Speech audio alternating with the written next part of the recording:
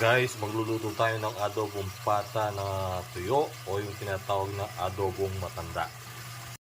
Alright, malambot na itong pata natin na pinakuluan natin sa may pressure cooker.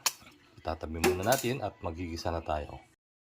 Igigisa muna natin itong bawang at saka sibuyas. Pinagsabay ko na. Ilalagay na natin itong pata na sobrang lambot. 2 kilos pala ito guys ha. 2 kilos na pata. May lagay lahat yung pata sa kawali. Lalagyan natin ng toyo. Haluin muna natin. And lagyan natin ng suka. Haluin natin ulit. Lagyan natin ng sabaw yung pinagpakuluan natin kanina. Tapos takpan muna natin.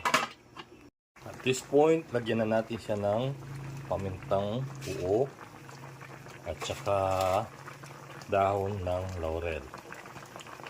Kunin ng isang beef cubes, pampasarap.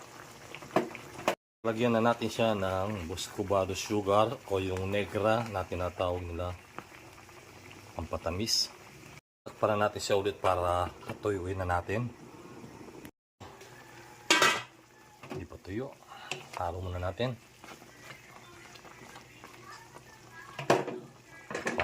Pan ulit.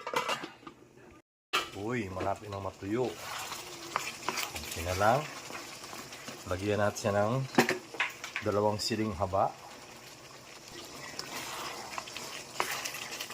Ayan guys. Tuyo na siya. Tuyo na ito. Puputok na.